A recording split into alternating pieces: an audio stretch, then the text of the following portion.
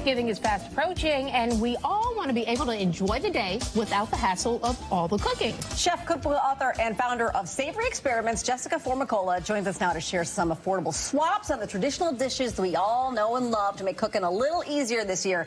I love the idea of the swaps because I know tradition's tradition, but sometimes I'm kind of sick of them, too.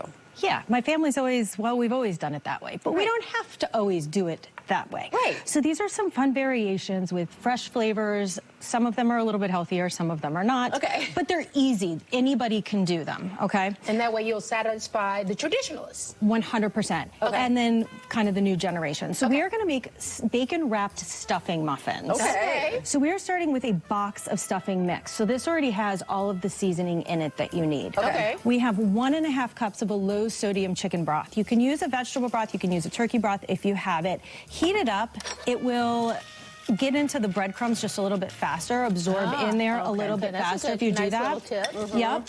So I do that first, and then I start my chopping. This is about 2 to 3 tablespoons of celery, onion, and carrots. Okay. I do not cook this ahead of time. I like having the crunchy little bits. I like having the texture in there. So not only are we going to get the crunchy tops, we're also going to get those fresh vegetables going as well. Okay. 3 tablespoons of melted butter. Okay. I do this unsalted as well, and the reason is I love salt. Okay, it seems counterintuitive, but you can't take salt away. You can always put more salt I agree. in. Yeah. Okay? Yeah. So we're gonna mix this all together, and a couple cracks of fresh pepper.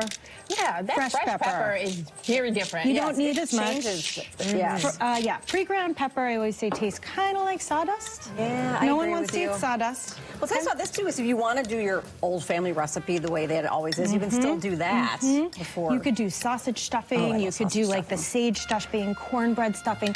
Any stuffing recipe you want is going to work in this. So And heading back to the salt thing, the bacon has salt in it, too. So the reason we do the bacon here is because when the bacon cooks, it's raw. All of that rendered bacon fat is going to absorb flavor.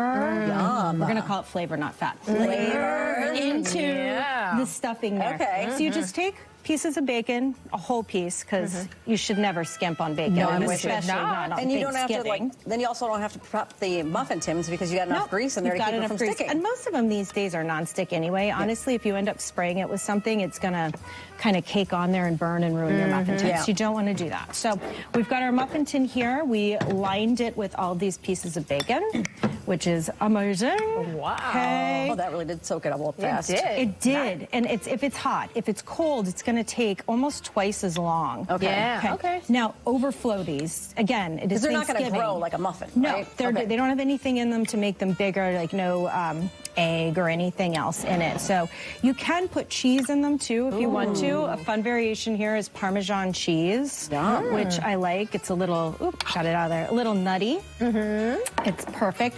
This recipe will make about 12 muffins. Okay. So we're going to put them into a 350-degree oven for about 25 minutes or until the tops get nice and crunchy. I think there's 2 camps for Thanksgiving stuffing or dressing, depending on what you call it, right? There's the people that like it to be soft and mushy, and then there's the people that like the crunchy tops in the corners. I am a crunchy top and corner. Okay. Yeah, I am too. And I actually have members of my family don't like crunchy bacon. Oh. Right? Isn't that weird? Oh my goodness! I don't know. I don't know how you talk to them. I know.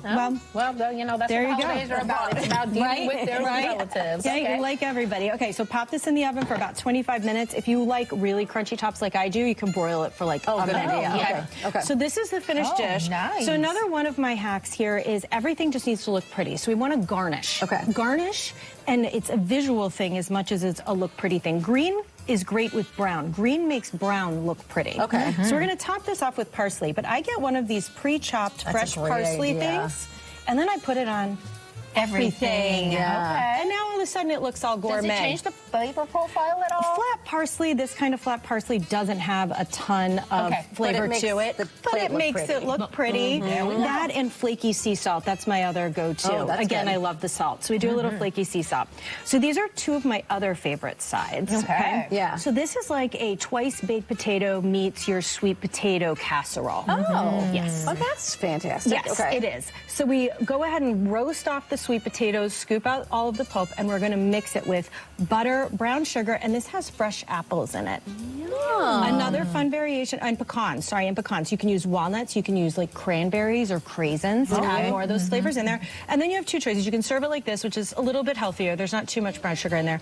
Or you can... I was looking at that. Is that what I think it is? You want to do this? This is marshmallow fluff. That's amazing. Oh, it's a little warm too. It is. So it just goes on a little bit easier. It's a less, you gotta like stick it on there. That's so sometimes I do a streusel topping with cinnamon and nutmeg, which is also in the stuffing. Oh, got it. But then other times I use the fluff because my kids would love this. This is why I hated it, but it's apparently still a little sticky. You're doing a great job, by the way. You're doing a great job. So we use either the streusel or the fluff. And then again, I use a little bit of salt because I am a sucker for sweet and salty. Yeah, me too. Yes. Yeah, that's and great. lastly, we have our carrots. So people always do like the honey glazed carrots. I would have done the same thing. Honey glazed carrots. These are roasted carrots, but they're rainbow colored carrots, so they're really pretty. You can usually find these in an organic section. And then we've topped them with ricotta cheese blended with lemon juice and fresh thyme. Topped it with lemon zest, and then I'm going to ask you, Amy, if you could do the finishing touch. This is agave nectar. Just drizzle you can, you can also use honey. You can use date syrup if you really want a fun twist. It's a little bit healthier, but now we also have those savory elements, fresh citrus coming in. And it's still kind of a traditional side dish. I like that. That is awesome. This is much more fun. This is a little bit more fun than... Is this the actual carrot? It just looks like it's a gel on the inside. No, it's the actual carrot. They caramelize as they roast. Carrots have so much natural sugar. You can do it with all green carrots, baby carrots, or parsnips, which are also sweet. I think those are on a plate. Yep. SavoryExperiments.com is where you can get more information, tips, and tricks. Thank you so much. These are great ideas. Thank you for having me. It's also on your cookbook, right? Yes. Yep. Beef it up. It's available wherever cookbooks are sold. Fantastic. All right, thank you so much.